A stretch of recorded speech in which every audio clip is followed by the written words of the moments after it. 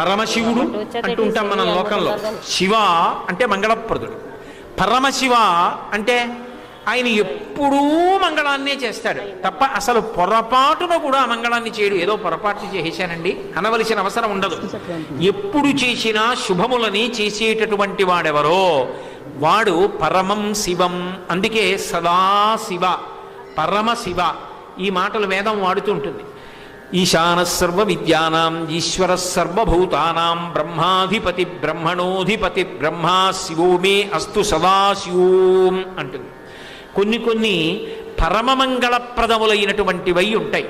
వాటి వంక చూడడం, వాటినోసారి ముట్టుకోవడం, వాటిని చదువుకోవడం, అవి ఉన్న పుస్తకం ఇంట్లో ఉండడం, నోటి వెంట పలకడం, చెవుల్లోకి అవి వెళ్ళడం, వాటి గురించి వినడం అంత తేలిక విషయం కాదు.